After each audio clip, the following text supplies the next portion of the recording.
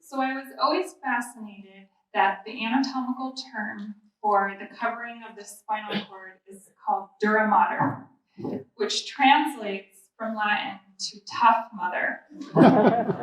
And now I get it. It takes strength and resilience and flexibility to nurture and protect our children and let them flourish and grow.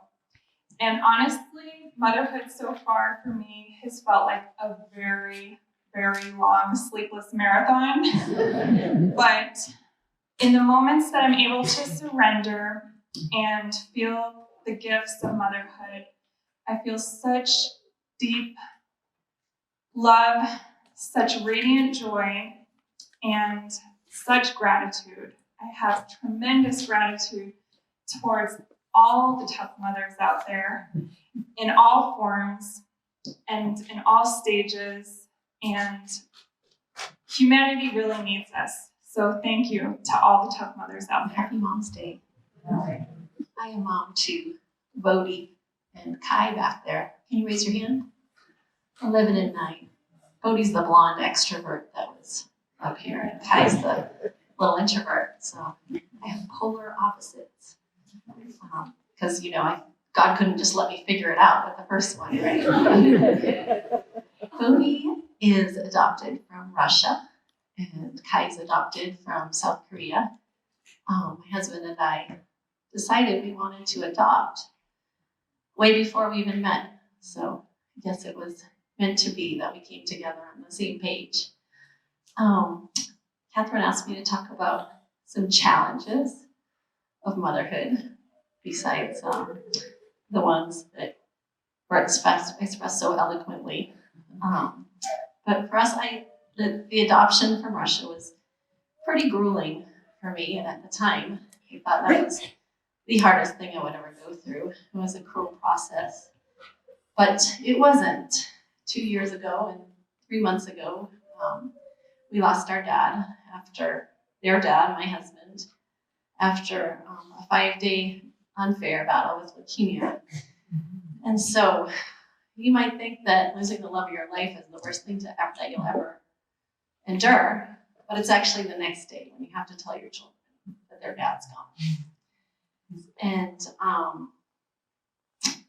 we've gotten through it, and I would never have gotten through it without them. They were the ones that kept my feet hitting the floor every day.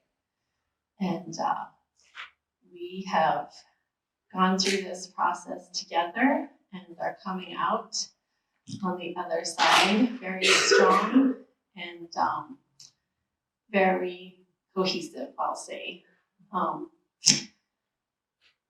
Also, so the joys of motherhood have been just watching them grow into people. And I think you moms, all you moms and dads and brothers and sisters all know that when they get this age 11 and 9, it's so cool because you can have like actual conversations and we joke around and we get each other. And so that's probably my greatest joy now, is just watching them grow into the amazing human beings that they're turning out to be. I feel most supported, of course, after Ryan died. The first 6 months, I honestly don't remember. And I had a whole tribe come to my house and raise my kids for me for 6 months. And of course, Chuck has come into our life, and there's a reason we call him Superman. I think I'd probably still be in bed every day crying if you hadn't come in and taught us that there's hope in life after trauma. So thank you, and we love you. I have a special poem I want to read today for Bodhi and Kai. I don't remember the name of the poem. I think it's called The Legacy of the Adopted Child. But it goes, once there were 2 women who never knew each other. One you do not remember, the other you call mother. 2 different lives shaped to make yours one. One became your guiding star, the other became your sun. The first gave you life, and the second taught you to live it. The first gave you a need for love, and the second was there to give it. One gave you a nationality, the other gave you a name. One gave you a seed of talent, the other gave you aim. One gave you emotions, the other calmed your fears. One saw your first sweet smile, the other dried your tears. One gave you up, it was all that she could do. The other prayed for a child, and God led her straight to you. And now you ask me through your tears, the age-old question through the years. Hereditary or environment? Which are you a product of? Neither, my darlings, neither. Just two different kinds of love. Thank you. Dawn and I do not have biological children together, but I'm sure you have heard me extolling the successes of my grandchildren. Now, that does not seem logical to those of you who do not know us well. If you heard me speak on this same topic several years ago, then you know that at that time I claimed to have 2 sons, 1 daughter, and 2 grandchildren. And this year that number has been updated. We now have 3 sons, 2 daughters, and 4 grandchildren. I have seen you smiling at me, especially those of you in the choir, when Laura Chiang puts Elias in my lap during worship service.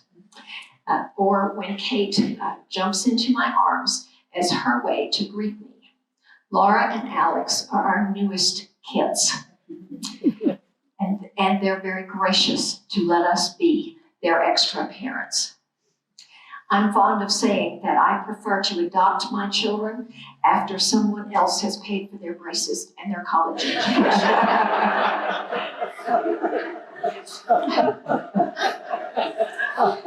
Smart woman.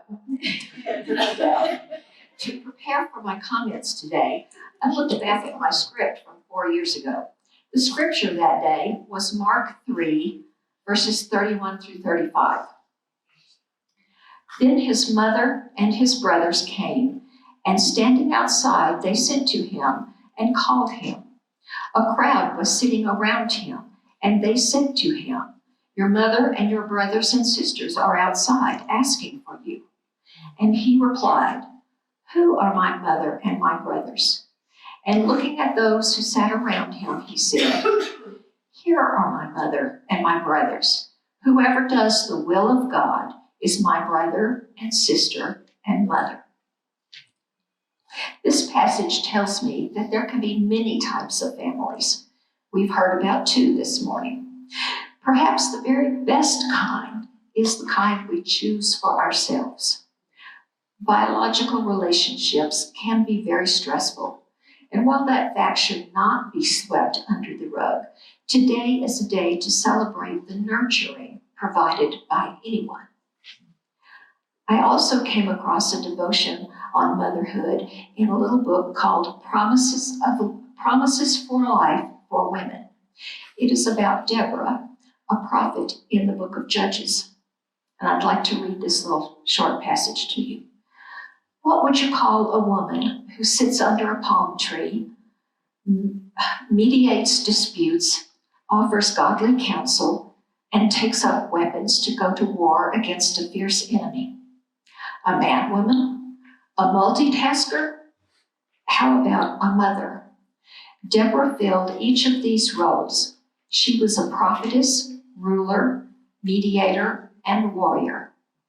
A woman this gifted at multitasking could be called many things, but Deborah designated one title for herself: mother. Rather than referring to herself as a judge or a prophetess, she instead called herself, "I, Deborah, a mother in Israel." And that is from Judges chapter 5, verse 7.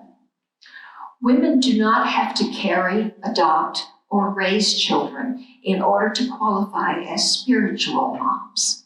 Instead, we only need to display a willingness to use the gifts which God has entrusted to us in order to nurture others and strengthen them in their faith.